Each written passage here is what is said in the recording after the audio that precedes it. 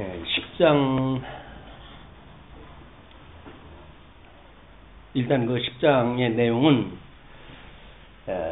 3절까지만 먼저 보시겠습니다. 내 영혼이 살기에 곤비하니 내 불평을 토로하고 내 마음이 괴로운 대로 말하리라. 내가 하나님께 아뢰오리니 나를 정죄하지 마시옵고 무슨 까닭으로 나와 더불어 변론하시는지 내게 알게 하옵소서.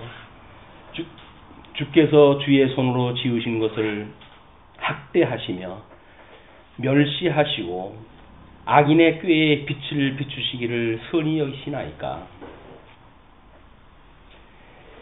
지금 우리 이제 9장에서는 그 왜라고 하는 문제에 대한 끊임없는 질문이라고 이야기를 하는데 10장에서는 네 가지로 크게 나눠가지고 일단 이 왜에 대한 질문입니다. 첫 번째서부터 두 번째, 세 번째, 네 번째까지 있는데 첫 번째가 1장 1절서부터 3절까지의 내용이에요. 그의 내용이 왜 저를 대적을 하십니까? 왜 하나님 왜 저를 대적하십니까? 그런 그 이야기죠. 그러니까 이게 그 1절의 내용은 이제 그 불평을 토로하고 내 마음을 괴로운 대로 말하리라라고 이야기를 해놓고 이제 2절부터 하나님 앞에 이야기를 하는 거거든요. 내가 하나님께 아뢰오리니 나를 정죄하지 마시옵고 무슨 까닭으로 나와 더불어 변론하시는지 내게 알게 하시옵소서.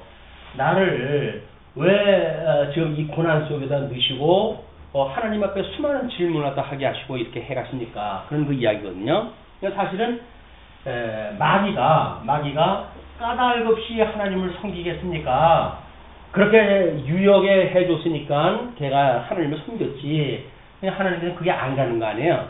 욥은 그렇지 아니하다.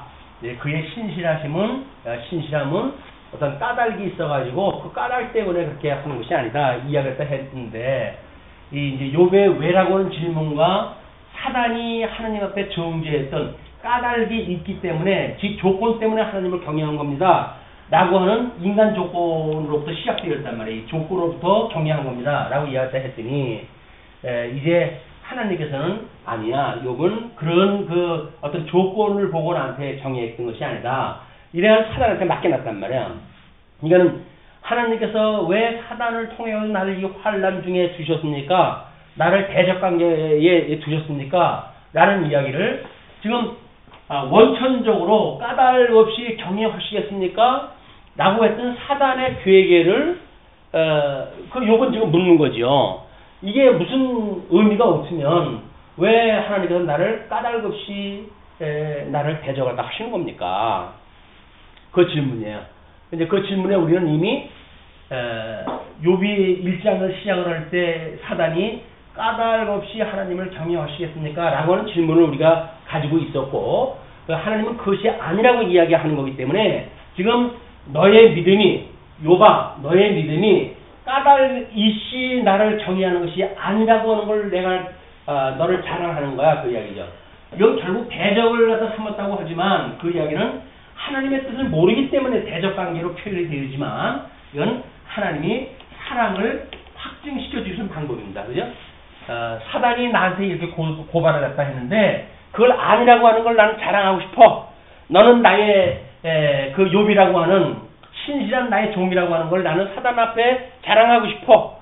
그렇기 때문에 내가 까닭 없이 너를 갖다 이렇게 대적에게 손에다 맡겨놓은 거야. 그 이야기예요. 그러면 만약에 이제 이런 눈으로 보는 과정까지 가게 되면 왜 이 첫 번째 1절에서 3절까지의 어떤 왜라고 하는 질문에 답을 얻게 되어 있다고 한다면 사단의 계획에는 원천적으로 깨져버리겠죠. 이것이 지금 여기다 중요한 그 질문을 다 하는 겁니다. 그러면서 주께서 주의 손으로 지으신 것을 학대하시며 멸시하시고 악인의 꾀에 빛을 비추시기를 선히 여기십니까?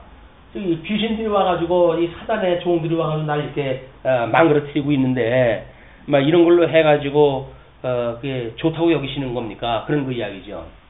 저는 사단을 통해 가지고 일하는 것이 나쁘다고 보여지는 것, 우리 신정론, 이 신정론이라고 하는 그런 그 맥락이 하나님이 과연 옳으시는가에 대한 문제 아니에요? 그럼 하나님이 인간에게 어떤 그 고난을 주신다고 하는 것이 과연 옳은가라고 하는 문제란 말이에요. 그리고 이 인간을 사단이라고 하는 그런 그 세력 앞에 맡겨두어 가지고 고난에 처한 것이 맞는가라는 이야기예요. 근데 이미 우리는 창세기를 시작을 할 때 하나님께로부터 이제 복을 받았던 사람들 아니에요? 이제 아담이 복을 받았던 사람인데 이 복과 나라를 상실했다는 이야기는 철저하게 이게 불순종으로 인해 상실되어진 거 아닙니까?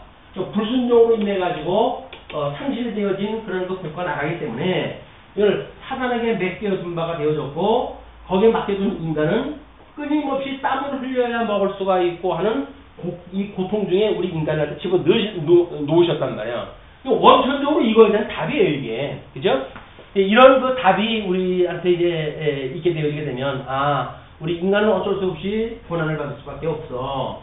그러니까, 왜 고난을 받는데, 여기서 하나님이 선하게 이 선한 자나 악한 자나 똑같이 이 고난을 주시지 아니하시고, 왜 선한 나에게 고난을 준단 말이야? 지금 요한테는 이것이 지금 문제가 되어졌던 거 아니에요? 나는 그래도 하나님 앞에 의롭다고 살아갔다고 그랬는데, 저 망나니 같은 인간들 나와가지고 정죄했다 하고 뭐 위로 차 왔다고 그러면서 끊임없이 나를 정죄했다 하고 하는데 하나님이 도대체 이 사단의 이 하는 일을 갖다 선하게 여기시는 일입니까? 그 얘기 아니에요? 근데 우리 신학적으로 우리 하나님께서 이 사단 안에 들어가는 것이 이제 여기가 악, 그다음에 죄, 범죄 이것이 만들어지는 그런 그 세계란 말이에요. 하나님은 선하신데, 이 여부에 이제 하나님이 계세요.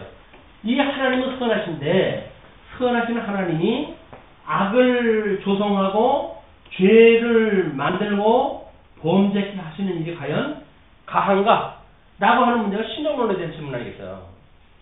근데 이미 우리는 하나님께서 어둠과 빛을 일반으로 여기시는 분으로서 이 본질적인 양전약을 하셨고, 양대 언약을 하나님께서 주셨지만 아담으로 인해 가지고 양대 언약이 상실되어졌는데 이 양대 언약 가운데 행위 언약을 인해 가지고 결국은 상실되어진 거 아니에요?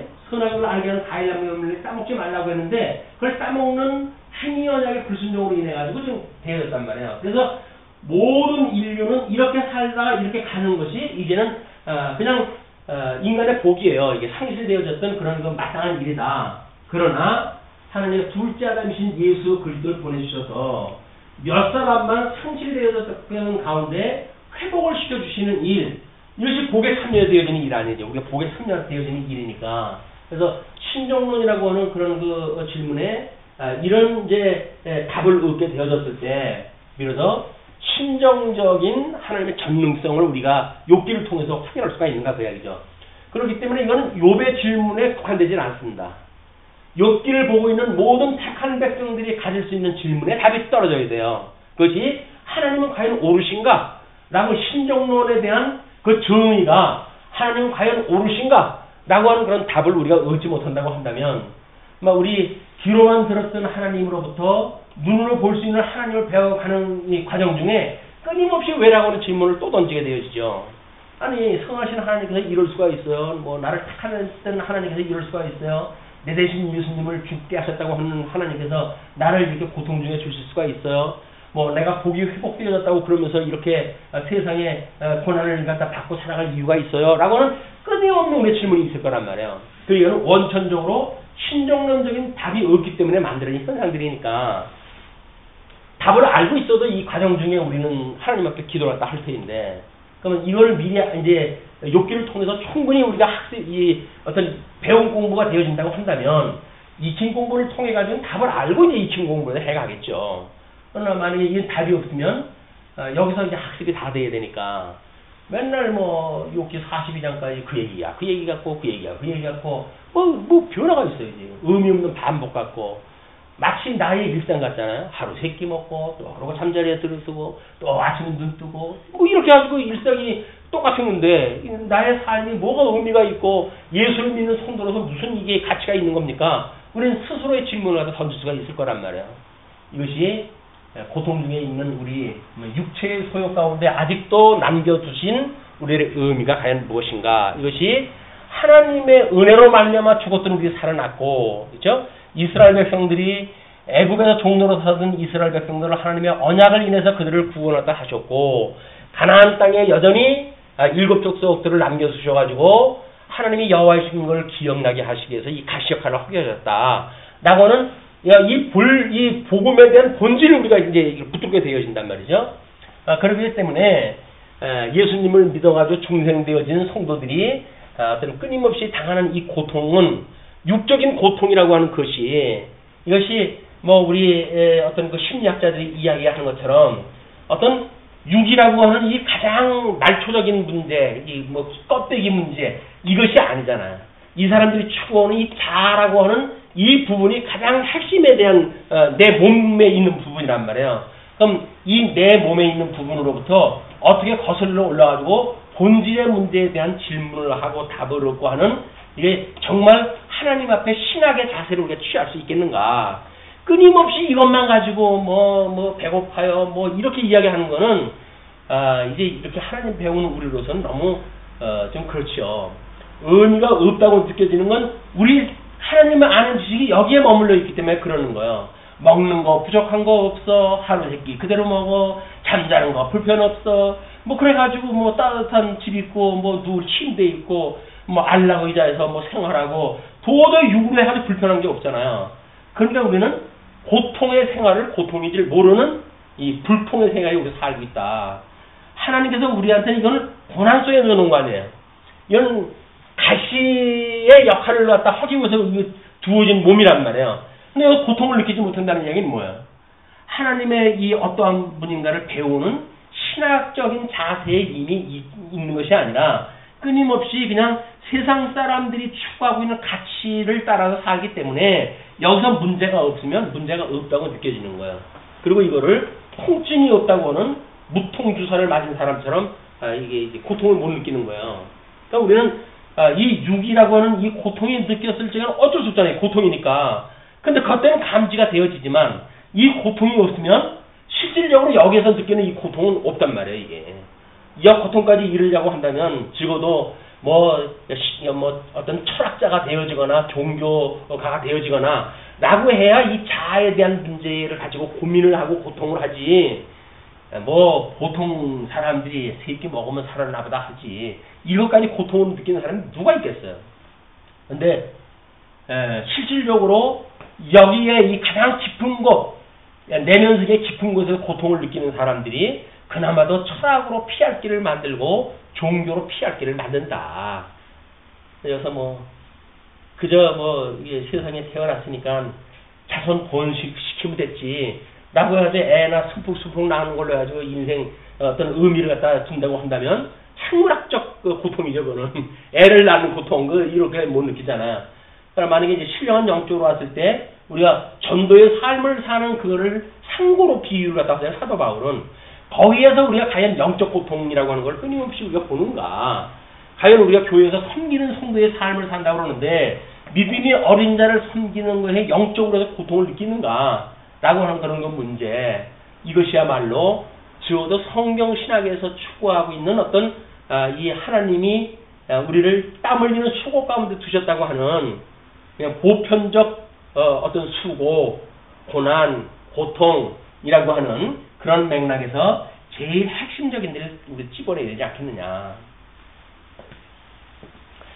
자, 그러니까 이제 그 다음에 4절부터 7절까지입니다. 4절부터 7절까지 왜 하나님께서 나를 주셨습니까? 왜 나를 돌아보십니까? 아니 수많은 사람들이 있는데 나도 그냥 보통 사람들처럼 대충 강과, 이 주시가 떠는 반대말이 강과이죠. 강과라고 하는 거는 말을 타고 달려가면서 보일 수 있는 간판 글씨, 그 정도의 글씨를 우리가 읽을 수 있다라는 이야기거든요. 근데 그거를 간과한다는 이야기는 지나친다는 이야기예요. 우리 삶에서 무슨 의미가 있이 주어지는 일들이 있는데 그걸 그냥 지나쳐버려요. 근데 사랑하시는 하나님께서는 우리들한테 그냥 지나쳐버리지 않게 하신단 말이에요. 작은 일상에도. 그 우리 뭐 노랫말로 뭐라 그랬어요? 작은 우리들의 예? 작은 신음에도 우리 작은 신음에도 우리 주님께서 관심을 갖다 가지시는 이런 것이야말로 주시옵시는 건 뜻 아니에요. 눈동자같이 여긴다는 거 아니에요. 아니 뭐 나 같은 인간은 그냥 하나님 대충 좀 지나가시지 뭘 나를 이렇게 꼭 집어가지고 그걸 이렇게 보십니까? 라는 이야기는 내가 너를 눈동자같이 사랑하는 거야 라는 이야기인데 아유 하나님 뭐 복 받는 거 너무 그렇게 저 사랑하시면 저 좀 부담스러워요. 세상의 것도 적당히 좀 해갈 수 있게끔 눈동자같이 여기진 마시고 그냥 하나님께서 얼굴 정도까지만 이렇게 해주시면 좋겠어요 라고 우리가 보통 이야기를 하잖아요. 하나님께서 우리 사랑하신다는 거 부담스럽다. 왜? 사랑하시면 밟으시니까 그 이야기예요. 세상에서 고통을 받는다는 이야기는 그게 당연한 일인데 우리 믿는 사람들이 그 고통을 당하는 거는 주님께서 나를 눈동자같이 아끼신다고 하는 그것 때문에 그렇다고 여겨지는 거예요.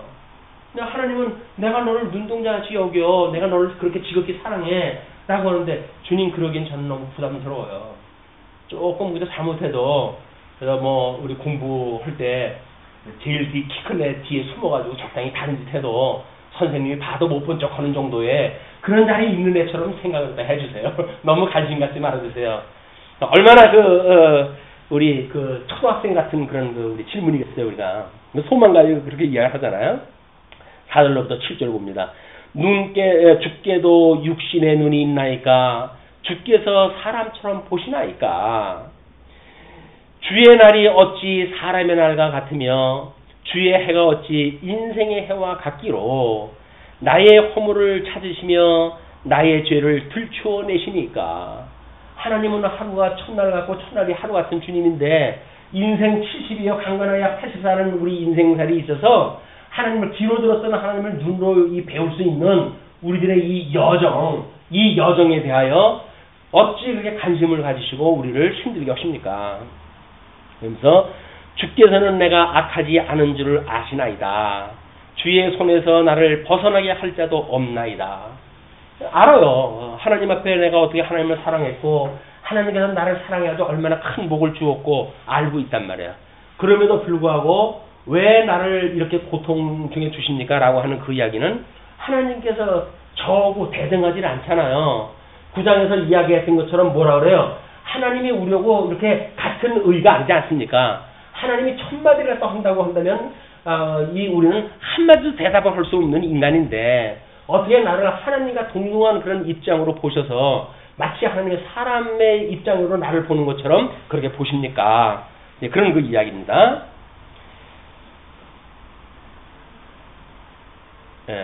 그 다음에 이제 8절로부터 17절까지 8절로까지 17절까지는 주께서 왜 저를 지으셨습니까?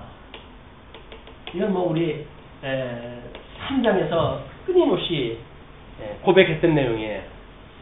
왜 저를 지으셨습니까? 뭐 이것도 우리 일반 기시적으로 보게 되면 세상을 살아가면서 어떤 지체부자들이 그 부모님을 원망할 때 나오는 이야기들입니다. 뭐라고 고민하다 이야기를 합니까? 어머니 왜 나를 낳으셨어요? 어머니 왜 나를 낳으셨어요?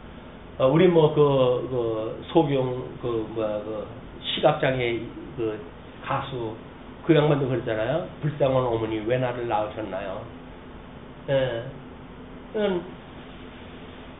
그 앞을 못 보는 자녀를 가지고 있는 엄마 심정이 오죽하겠어요.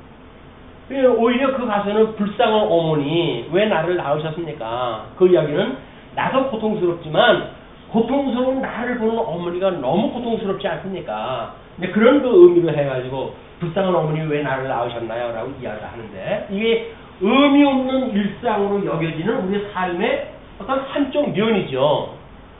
하나님의 우리들의 이제 이 어떤 복합계라고 하는 그 이야기는 나름대로 해가지고 뭐 거기에는 건강인으로부터 해가지고 어떤 장애인에 이르기까지 천차만별의 그런 그 순서 이 어떤 그런 걸로 돼 있단 말이에요.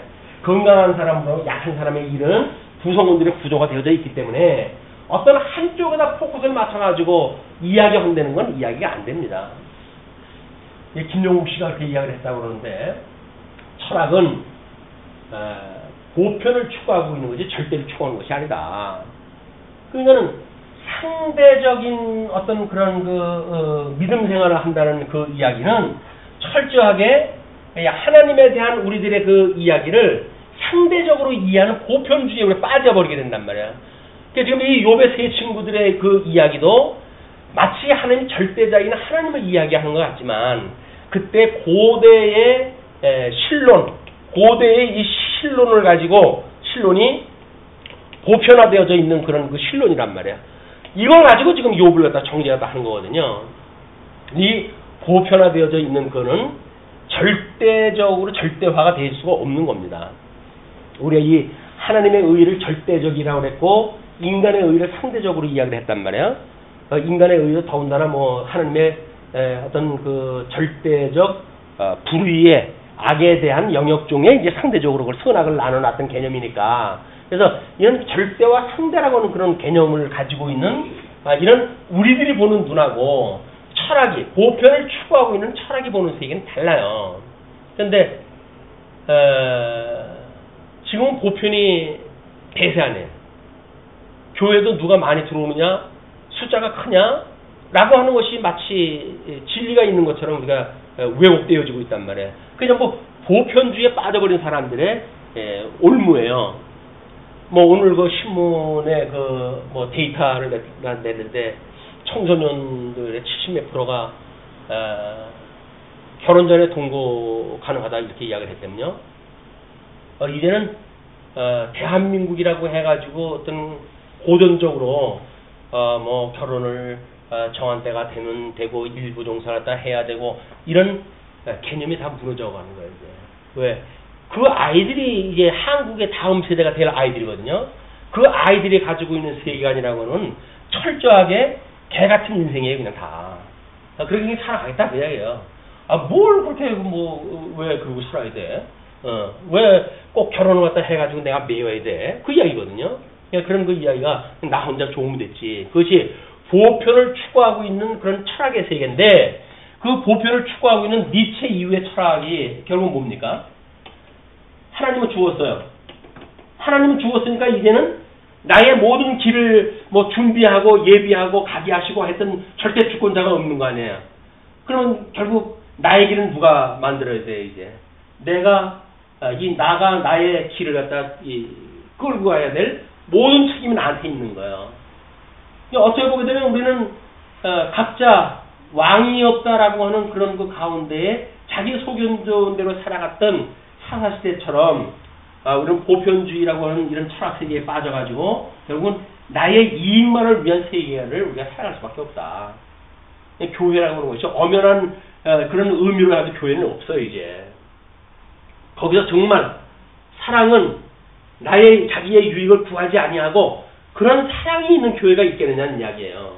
전부 자기 이익을 위한 집단들로 구성이 되어져 있지. 그냥 모양은 있지만 본질이 없는 이런 세계에 우리가 교회 생활을 한다. 신앙생활을 할 때 우리가 얼마나 이런 의미 없는 반복이 아니라 우리들의 하나님께서 우리 일용할 양식을 주셨을 때 일용할 양식이 뭘 맨날 그 특식을 먹듯이 먹겠어요. 아침 그저 있던 반찬 꺼내가지고 먹고 그러면 맨날 그 밥이지. 거기서 맨날 하루 세끼 다른 음식을 달라고 그러면 그게 무슨 그게 일용할 양식이에요. 그건 맨날 특식이지. 우리가 먹는 일상의 음식은 그렇게 아주 특별하게 미각을 자극하고 그러는 거 없습니다. 밑반찬으로 해가지고 석 달 이렇게 넣었다가도 먹는 음식 그냥 그런 것들이지 맨날 이렇게 그냥 입맛에 그냥 자극을 줄 만큼 해가지고 그냥 반짝반짝 이렇게 이야 기가 막히네라고 하는 걸 먹게끔 되어져 있질 않다. 그냥 일용할 양식이에요. 맨날 그 말. 요즘은 점점 용기도 좋아져가지고 담았던 용기가 들어갔다 나왔다 냉장고만 추려버리지 달라지는 것도 없잖아요. 양 좀 줄어들게 되면 또 새거 저거 다 먹어서 또 나오고 이게 일용할 양식의 의미예요. 그 일용할 양식의 의미를 거기서 우리는 찾아낼 수가 있어야 그런 우리가 식사를 갖다 해도 이게 일용할 양식이로구나. 그래서 특별한 의미를 갖다 찾겠다고 해가지고 맨날 깨끗한 그릇에 다시 이렇게 예쁘게 담고 그러고 남은 번찬은 버리고 뭐 이런 격식자지라고 한다는 그 이야기는 행위 자체에 포커스를 맞추자 그런 그 이야기인데 될 수 있으면 의미가 무엇인가를 끊임없이 관찰하는 것이 중요하다. 자, 그러면 이제 그 주의 손으로 나를 빚으셨으며 만드셨는데 이제 나를 멸하시나이까 기억하옵소서. 주께서 내 몸 지으시기를 흙을 뭉치듯 하셨거늘 다시 나를 티끌로 돌려보내려 하시나이까. 너는 흙이니 흙으로 돌아갈지라 이렇게 이야기했다 했다는 그 이야기는 아담 이후에 행위 언약으로 해가지고 다 흙으로 돌아가는 그 인생들이에요. 이게 그 인생들은 분토가 되어서 다 흙으로 날아갈 수밖에 없는 그 인생이라고요. 근데 하나님께서 특별히 우리를 다 불러내가지고 예수 그리스도 안에서 회복을 시켜주셔가지고 신령한 몸을 입고 영원봉토록 하나님 나라에 살아갈 수 있는 백성을 삼으셨다는 그 이야기는 어떻게 그게 일상이고 그렇습니까? 매일매일 새로운 피조물로서 하나님 앞에 우리의 은혜의 감동을 누리고 살아갈 일이지 그냥 하루 세끼 먹으면 다 살았다고 생각하는 이런 천박스러운 우리 기독교가 아니다. 아주 고상하고 신령한 세계를 추구하고 있는 이런 그 신앙의 세계를 하나님께서 욥기를 통해서 우리한테 보여주시는 거다 그 얘기죠. 그래서 주께서 나를 적과 같이 쏟으셨으며 이건 이제 뭐 신문학적인 표현으로 이야기를 했지만 원어적으로 보게 되면 이제 아버지가 나를 낳으셨고 하는 표현이에요. 이게 적과 같이 나를 쏟으셨으며 엉긴 젖처럼 엉기게 하지 않으셨나이까. 그러니까 어머니 나를 낳으셨다라고 하는 표현입니다. 이건 그 생리학적 표현인데 신문학적으로 이렇게 이제 표현을 한 거예요. 그러면서 피부와 살을 내게 입히시며 뼈와 힘줄로 나를 엮으시고, 이건 피부와 살을 할 때 이렇게 덮어 주셨고, 뿐만 아니라 뼈와 힘줄로는 나를 엮으셨대요. 이게 엮으셨다라고 하는 것이 아까 이 복합계에서 이야기하는 체계 문제란 말이에요. 우리 몸에 이 체계가 있다고 하는 체계 문제이기 때문에 이것이 단순하게 어떤 한 부분만으로 되어지는 게 아니고 유기적으로 이게 연결이 되어져 있기 때문에 이건 하나님께서 우리를 어떻게 섭리하시는가는 어떤 한 단면을 보고는 알 수가 없다. 이거를 그냥 우리는 끊임없이 우리 주님 오시는 그날까지 아니면 우리를 부르시는 그날까지 이용할 양식으로 하나님 말씀을 먹어야 되는 거야. 그래서 이게 체계적인 하나님 말씀을 우리가 깨닫게 되어진다. 예, 그리고 생명과 은혜를 내게 주시고 나를 보살피심으로 내 영을 지키셨나이다. 그러니까 하나님 앞에 번제를 드리고 자녀들이 다른 잔치가 있으면 혹시 범죄했을까 해가지고 하나님 앞에 그런 그 규례를 따라서 제사를 드리고 했던 그 이야기는 하나님께서 내 영을 지켜주셨던 그 여정이다 그 이야기죠. 근데 지금은 이제 이게 죽기 일보 직전이니까 주님 여지껏 지켜주셨던 주님께서 나를 긍휼히 여겨주시지 않는다고 한다면 여기서 나를 긍휼히 여겨주시지 않는다고 한다면 도저히 하나님의 이 고통으로부터 의미 없는 삶을 그냥 우리가 마감을 하게 되어집니다. 그 이야기죠. 네, 그러면서 그 13절 그러한데 주께서 이것들을 마음에 품으셨나이다. 하나님 기뻐하신 뜻이 있었단 말이에요. 선하시고 기뻐하시고 온전하신 그 뜻이 있었는데 이 뜻이 주께 있는 줄을 내가 아나이다. 이 뜻이 하나님의 일이라고 하는 건 만사 만물을 작정하시고 예정하시는 일이라고 했어요. 작정하시고 예정하심 그리고 작정을 이루시고 예정을 이루심 이것이 하나님이 하시는 일이란 말이에요.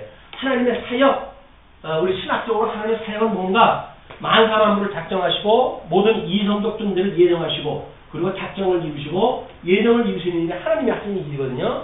그러니까 요백에 지금 이루어지는 이 성취의 사건은 하나님이 하시는 일이 분명해요. 그런데 이 하시는 일을 작정하고 예정하시는 일을 이루심에 있어서 어떻게 하시는가? 이걸 양변학을 하시고 양변학을 통해서 복 있는 자는 이 전부 양변학을 인해 가지고 다 멸망에 이르게 하신 뒤에 그 야간에 작정과 예정을 이제 이루시는 그런 과정 중에 은혜를 받은 자, 예정되어진 자, 주 안에서 선택되어진 자들만 불러내가지고 하나님의 의에 참여케 하시고 나머지 자들은 지옥에 살게 하신단 말이야. 지옥의 백성으로. 그것이 이 이성도 존재들의 이게 운명인 거예요. 하나님께서 이제 섭리하시는 그 일이다. 그러니까 하나님께서 그렇게 하시는 걸 제가 압니다. 그러니 내가 범죄하면 주께서 나를 죄인으로 인정하시고 내 죄악을 사하지 아니하시나이다.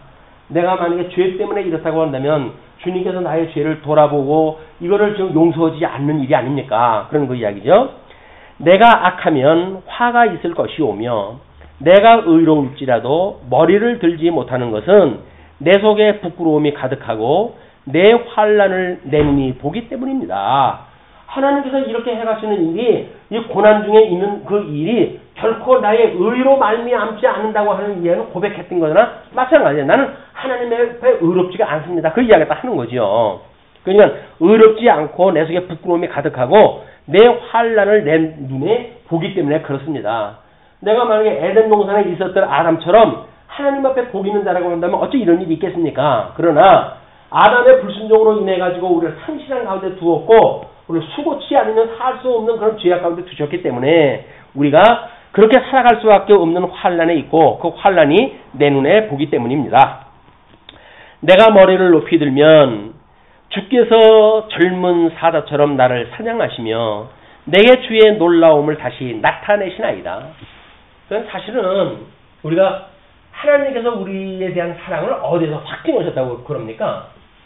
십자가상에서 확증을 하신 거예요. 그 정말 아주 이루 말할 수 없는 그 사건 아니겠어요? 그 십자가상에서 우리 확증을 하셨기 때문에 어떤 의미가 없는 삶이라고 생각되는 그런 데에서 복음을 만난다는 이야기는 하나님의 보통 지혜를 주시지 않으면 안 되는 거예요. 우리 하나님은 우리를 주목을 하시고 이런 일상적인 삶 속에서 끊임없이 우리 하나님을 기억하고 그 하나님을 경외하고 그래서 그분만을 우리가 영화롭게 하는 우리 어떤 인생의 본문을 살게 한다는 이야기는 이건 이 시대에 있어서 아주 하나님께서 진짜 붙들어주시는 은혜다.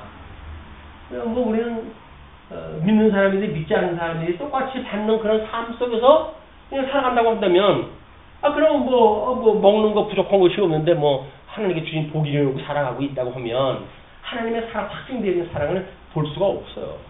우리 삶은 나름대로 하나님께서 자꾸 찔러줘야 돼요. 가시로 찔러줘야 그냥 오죽하면 사도 바울한테 그 몸에 가시 갖다 줘가지고 바울이 지금 이 사전 이 가시 좀 나한테 빼주세요. 했더니 내 은혜가 네게 좋은 줄 알아.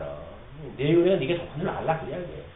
뭘 빼주긴 다 필요해가지고 하나님 박아놓은 것들인데 그러면 그 이유가 무엇인지 왜라고 하는 질문 가운데 하나님의 은혜를 깨달았고 긍휼을 깨닫고 우리가 궁리하고 중재를 갖다 통한 은혜를 구해야 되는 일이지 거기서 그걸 없애달라고 하는 문제가 아니다. 우리들의 강구는 뭐예요? 환경을 개선해달라고 하는 데 있는 게 아니란 말이에요. 그 뜻이 무엇인지를 알고 이 뜻분밀로부터 무엇가 시작돼요? 영적 예배가 시작되어지지 않습니까? 그냥 하나님 앞에 기도를 갖다 했을 때 왜라고 하는 질문에 대한 답을 얻어야 비로소 영적 예배가 시작되어지는 거예요.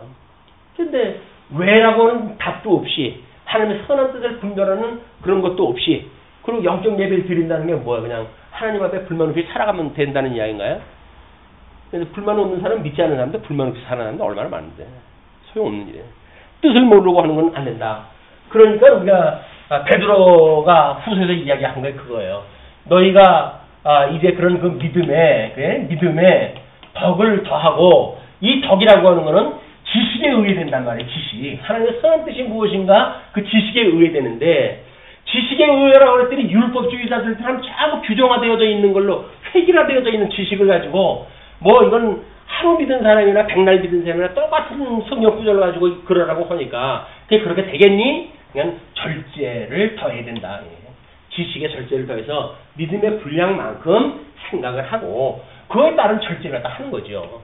그리고 여기부터 이제 인내의 경건, 그리고 이 경건의 형제 우애에 사랑을 더하라라고 했던 그런 것들은 믿음의 이 덕을 더하는 문제. 하도 믿음이 구원을 받았지 행위가 구원을 받았냐고 이야기를 하니까 얘들아 그 믿음에다 덕을 더해라. 왜? 하나님께서는 그 영광과 덕이라고 하는 걸 가지고 너희를 그렇게 구원하신 거 아니야?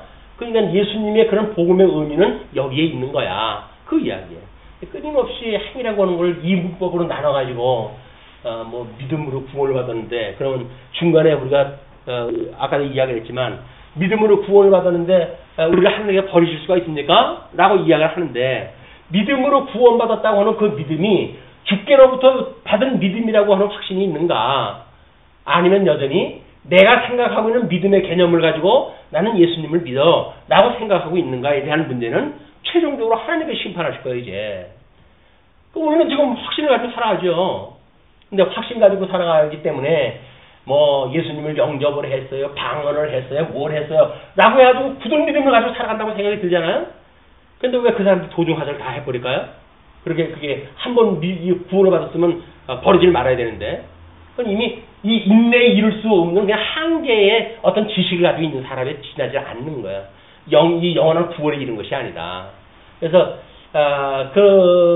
어떤 그 구원이라고 하는 그런 그 일들이 뭐 우리 아주 상당히 중요한 거죠. 행위가 그러면 구원에 대한 뭐 보탬이 되느냐라고 하는 그런 그 문제도 신학적인 큰 이슈입니다. 그러나 인간적으로 말미암은 덕이 안 되고 또 인간적으로 말미암은 이 믿음도 허사인 것처럼 이 덕도 하나님께로부터 주신 열매로 믿음도 하나님께로부터 말미암은 믿음이어야 가능한 것이지 믿음도 인간으로 말미암은 이 믿음은 소용이 없는 거예요. 인간으로 말미암은 덕 필요 없는 거예요. 이거는 구원이 아닌데니까요. 모든 것이 하나님께로부터 말미암은 믿음, 하나님께로부터 말미암은 덕이어야 구원에 이른 백성으로서의 이것이 우리 주님 앞에 설 수 있는 사람들이다. 뭐 이거 아니라고 한다면 뭐 왼쪽 무리들은 예수님 앞에 갈 때까지 그 사람들이 왜 그런 굳은 확신을 가지고 살았어요? 근데 예수님이 너희들은 내가 그렇게 했어 어디 있었냐 뭐 난 너희들 모르겠다고 그러니까 펄쩍 뛰잖아요. 무슨 소리냐고. 우리가 어떻게 당신을 위해 살아가는데 우리가 다 모른다니요. 펄쩍 뛰잖아요. 근데 그 사람들 믿지 않고 살았나요? 다 믿고 살았다니까요. 근데 예수님이 원하는 정답이 아니었던 거예요. 하나님이 원했던 정답이 아닌 거예요. 하나님의 선한 뜻이 무엇인가 분별하는 데에 게을리했던 이런 그 인간들의 최종의 문제가 탈락의 문제다 그 이야기예요. 한번 구원받은 사람 멸망받을 수 없습니다. 이 사람들은 원래 구원받지 못한 사람들이에요. 이 베드로는 그걸 뭐라고 그래요? 그냥 이성 없는 짐승과 같이 그냥 죽을 자로 그렇게 태어난 거예요, 그게. 근데 교회 안에 들어와서 싹은 노릇을 딱 하고 마치 믿는 사람처럼 보였던 것 뿐이지 그렇지 않았단 말이에요. 자, 그러면서 주께서 자주 증거하는 자를 바꾸고 나를 치시며 친구들이 근데 이런 논리를 다 봤을 적에도 지금 만약에 이 욥기서의 구조를 본다고 한다면 뭐 엘리바스 뒤에 지금 이 두 번째 아내 지금 두 번째 인물이죠. 근데 뭐 자주 바꿨다고 왜 나오겠어요?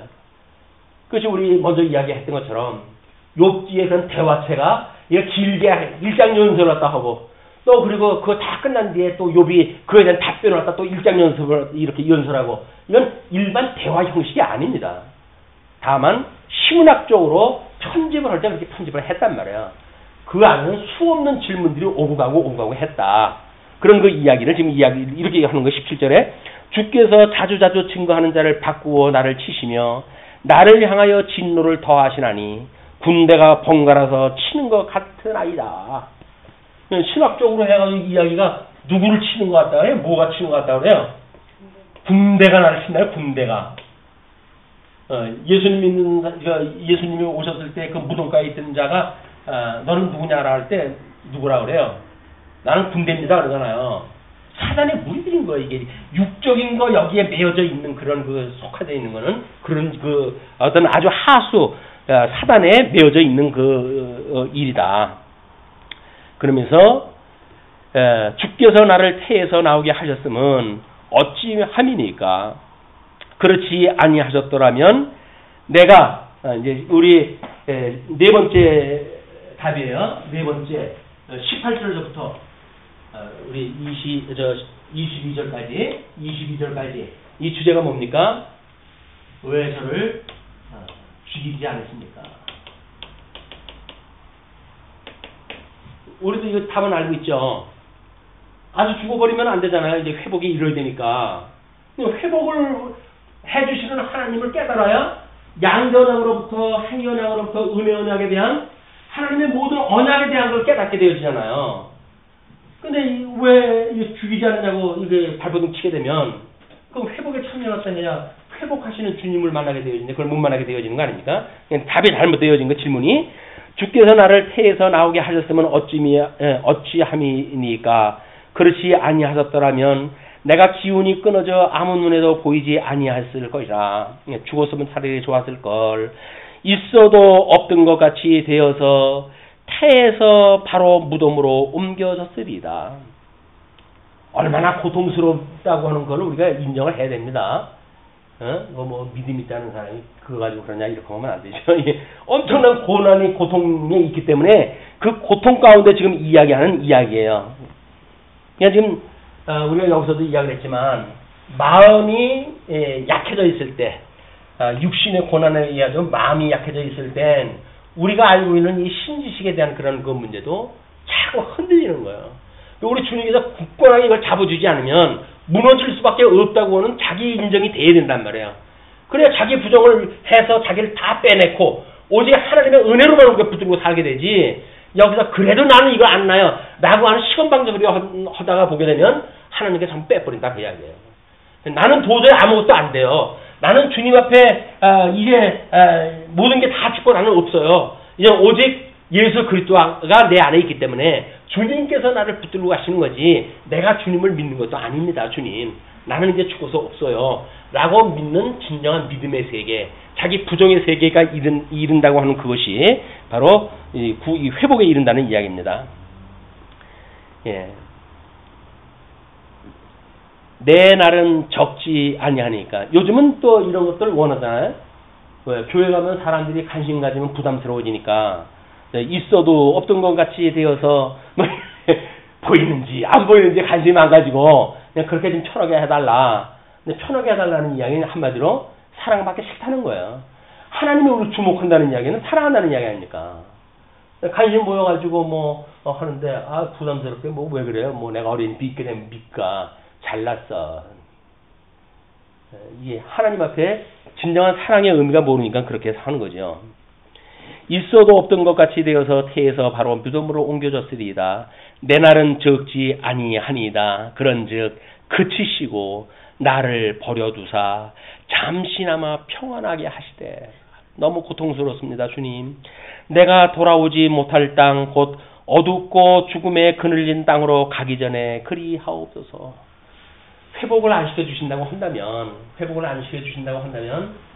죽기 전에 그 고통 중에 잠시 편안히 있다가 죽게 해주십시오. 회복을 안 시켜주실 바에야 죽기 전에 평안이라도 좀 얻게 해주십시오. 그런 그 이야기죠. 땅은 어두워서 흑암 같고 죽음의 그늘이 져서 아무 구별이 없고 광명도 흑암 같으니이다. 얼마나 고통스러운지 하나님을 알고 있던 이 기억이 가물가물해요. 나를 사랑했던 그런 그 기억이 가물가물해요. 하나님께서 나에게 복을 주어가지고 다복하게 자녀를 거느렸고 많은 재물을 거느렸고 많은 사람들한테 존귀함을 받고 살았던 그런 그 과거 지난 날들이 아무라무하다 생각이 안 나요. 그럴 때 주님 죽기 전에 잠시 평안 몸이라도 몸뚱아리도 편하게 해주십시오 라고 하는 그 고통의 모습을 이 욥의 그 이야기를 듣는다. 그러나 욥의 이 이야기가 여정 중에 어떤 한 단락에서 하는 이야기 아니야. 뭐 크게는 첫 번째 논란, 첫 번째 시험 중에 두 번째 친구 발랏에 의한 그 이야기이기 때문에 궁극적인 그런 고백이 아니니까 너무 섣부른 정죄에 이르는 것도 금하는 일이다. 그냥 과정 중에 얼마나 고통스럽겠는가라고 하는 걸 보지 못하고 하나님 어찌하여 나를 버리시나이까 이야기를 했더니 예수님도 하나님 안 믿었다는 놈 이렇게 막말하지 말자 그 이야기 있는 이야기를 이 과정 중에 충분히 얼마나 아팠을까라고 하는 예수 그리스도의 공감에 이르는 믿음의 우리들의 영역이 필요하지. 알고 있는 어떤 획일적인 신지식을 가지고 욥을 정죄하는데 부지런히 갈 필요 없다. 한 발자국 멈추고 그 욥의 고통에 귀를 기울이고 얼마나 아팠을까라고 하는 공감을 통해 가지고 우리 또 믿음의 어떤 생활을 할 적에도 믿음의 사람들이 당하는 고통들을 그런 의미로 볼 수 있는 이런 우리들의 마음, 따뜻한 마음 이런 것이 한번 실천신학적으로 주님께서 이루어갈 거라고 생각이 듭니다. 욥기가 그냥 무한 반복되어지는 단순한 이야기가 아니라 오늘날 오늘 아니면 들을 수 없는 깨달을 수 없는 너무나 귀한 말씀이라고 생각이 드셔서 다음 시간도 우리 빠지지 말고 공부할 수 있는 이런 기회가 됐으면 좋겠습니다. 기도하시죠.